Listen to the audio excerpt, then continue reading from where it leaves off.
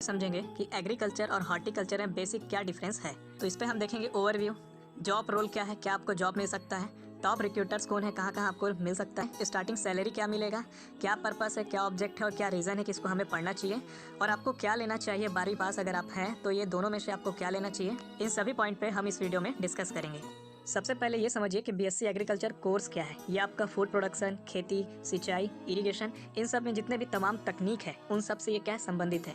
इस क्षेत्र में पेशेवर नवीन विचारों के साथ आने में एक प्रमुख भूमिका निभाते हैं, जो न केवल खाद्य उत्पादन को बढ़ाएंगे, ठीक है, बल्कि मिट्टी की उर्वरता में भी क्या करते हैं, सुधार करते हैं। बीएससी एग्रीकल्चर में नामांकित छात्रों को विभिन्न प्रकार की फसलों की खेती जैसे जैविक खेती, मिट्टी की उर्वरता में सुधार करने के तरीके आदि की तकनीक, टेक्नोलॉजी सिखाई जाती है।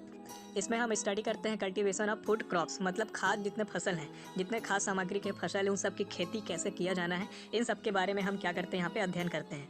और उसमें क्या नए नए चीज़ें हम और इंक्रीज़ कर सकते हैं, क्या क्या एप्लीकेशन उसमें रख सकते हैं, क्या प्रयोग कर सकते हैं, ये सारी चीज़ें हम एग्रीकल्चर में सीखते हैं। अब जॉब रोल्स के बारे में अगर बात करें तो आप एक कृषि विज्ञानी मतलब एग्रोनॉमिस्ट बन सकते हैं, कृषिविद बन सकते, एग्रीकल्चरिस्ट बन सकते हैं, प्लांट ब्रीडर बन सकते हैं, एंटोमोलॉजिस्ट भी आप बन सकते हैं। अगर टॉप रिक्रूटर्स की बात करें तो ये आपका IARI नाबार्ड हो गया, एग्रीकल्चर इकोनॉमिक्स रिसर्च सेंटर हो गया, भारत में जितने भी प्राइवेट सेक्टर हैं, ठीक है, प्राइवेट लिमिटेड जितनी कंपनियां हैं, बड़े बड़े न्यूट्रिशन कंपनियां हैं, इन सारी जगह में रिक्वायरमेंट होता है।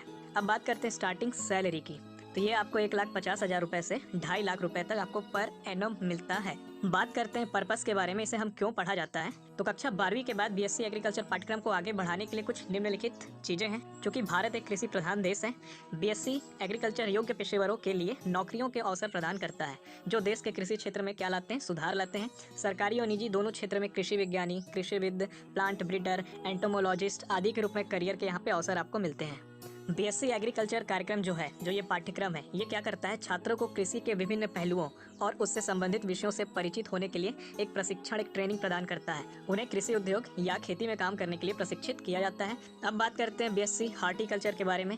यदि आप सब्जी, फल, फूल, चाय आदि की खेती की तकनीक का अध्ययन करने में रुचि रखते हैं तो कक्षा 12वीं के हॉर्टिकल्चर सबसे अच्छा कोर्स है। करियर की संभावनाओं के संदर्भ में यह पाठ्यक्रम भी लगभग एग्रीकल्चर के बराबर ही होता है। इसमें हम फल, फूल, चाय जैसी विशिष्ट फसलों की खेती का अध्ययन, जिसमें औषधि और सौंदर्य मूल्य भी हो सकते हैं, एक सीमित क्षेत्र में फसलों की खेती का अध्ययन करते हैं। इसमें गार्डनिंग हो जाता है। इन सब को आप आगे बढ़ा सकते हैं, इन सब में आप नया रिसर्च कर सकते हैं। अब हॉर्टिकल्चर का जॉब रोल्स क्या क्या है, तो आप एक हॉर्टिकल्चरिस्ट बन सकते हैं, पोमोलॉजिस्ट बन सकते हैं, फ्लोरिक्यूरिस्ट बन सकते हैं। इसके टॉप रिक्रूटर्स कौन कौन है, तो नेशनल हॉर्टिकल्चर बोर्ड है, इंस्टीट्यूट ऑफ हॉर्टिकल्चर टेक्नोलॉजी है, नाफेड है। इसके हम स्टार्टिंग सैलरी की बात करें तो ये भी एग्रीकल्चर कोर्स के बराबर ही आपको मिलता है। अब क्या पर्पस है बीएससी हॉर्टिकल्चर पढ़ने का, तो 12वीं के बाद बीएससी हॉर्टिकल्चर कोर्स के लिए कुछ निम्नलिखित बातें होती हैं। जैसे उन छात्रों के लिए चयन करने का एक अच्छा कोर्स है जो कुछ विशेष तकनीकी और पौधों जैसे सब्जियां, फल, फूलों आदि का अध्ययन करना चाहते हैं, इनके लिए ये काफ़ी यूजफुल है। अब बात करते हैं इन दोनों में आप क्या ले सकते हैं, तो क्लास 12वीं के बाद सबसे अच्छा विकल्प कौन सा है, ये भी बात आता है। इस समय तक आपको एक विचार मिल सकता है जिससे आप क्लियर कर सकते हैं कि आपके लिए कौन सा उपयुक्त पाठ्यक्रम है। जैसा कि 2 पाठ्यक्रमों में अच्छे करियर की संभावनाएं हैं, आप अपने करियर की आकांक्षाओं और रुचियों के अनुरूप सही पाठ्यक्रम चुन सकते हैं। सिर्फ पीयर प्रेशर के कारण कोर्स चुनने से आपको बचना चाहिए।